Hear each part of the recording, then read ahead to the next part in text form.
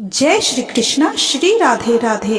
भक्तजनों, बंधुजनों, आप सभी को वट सावित्री व्रत की हार्दिक शुभकामनाएं। आप सभी का आपके इस चैनल ब्राह्मण देव कन्या में बहुत बहुत स्वागत है। आज हम इस वीडियो में वट सावित्री व्रत की कथा का श्रवण करेंगे। तो बोलिए जय श्री कृष्णा। प्राचीन काल में भद्र देश के राजा अश्वपति की एकमात्र संतान थी, जिसका नाम सावित्री था। राजा को संतान प्राप्ति कई वर्षों तक पूजा अर्चना करने के बाद हुई थी।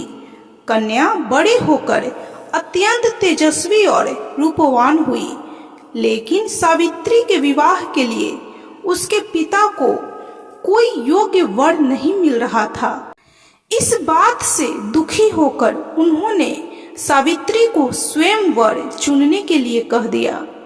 एक दिन तपोवन में भटकते हुए सावित्री की भेंट साल्व देश के राजा ध्युम्त सेन के पुत्र सत्यवान से हुई। राजा ध्युम्त सेन अपने पुत्र सत्यवान के साथ वन में ही निवास करते थे, क्योंकि उनका राज्य शत्रुओं ने छीन लिया था। सत्यवान को देखकर सावित्री ने पति के रूप में उनका वरण कर लिया। जब ऋषिवर नारद मुनि को इस बात का पता चला, तो वह सावित्री के पिता राजा अश्वपति के पास पहुंचे और बोले, नारायण नारायण, हे राजन, यह क्या कर रहे हैं आप? सत्यवान गुणवान है, धर्मात्मा है और बलवान भी है, पर उसकी आयु बहुत छोटी है। वह अल्प आयु है, 1 वर्ष के बाद ही उसकी मृत्यु हो जाएगी।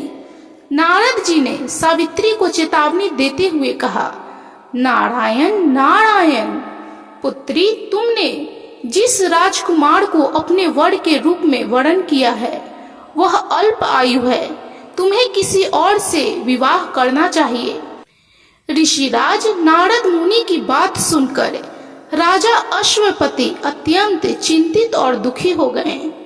यह सब देखकर सावित्री ने अपने पिताजी से कहा कि आर्य कन्याएं अपने पति का एक बार ही वरण करती हैं और राजा भी एक बार ही आज्ञा देता है, इसलिए मैं सत्यवान से ही विवाह करूंगी।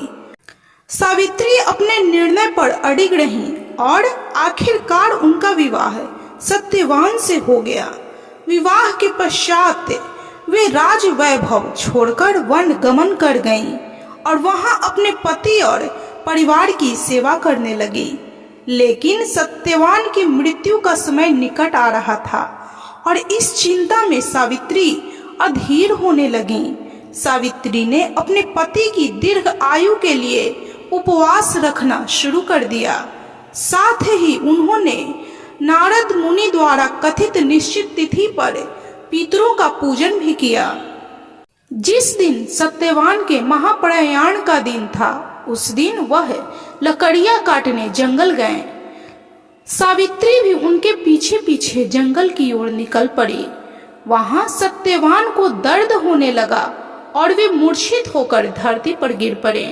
सावित्री ने सत्यवान के सिर को अपनी गोद में रख लिया और वहां यमराज प्रकट हो गए। बिना विचलित हुए पूरे विश्वास के साथ सावित्री ने यमराज जी से सत्यवान के प्राण न ले जाने की प्रार्थना की, लेकिन यमराज नहीं माने। सावित्री भी अपनी बात पर अडिग रही और यमराज जी के पीछे पीछे प्रार्थना करते हुए चलने लगी।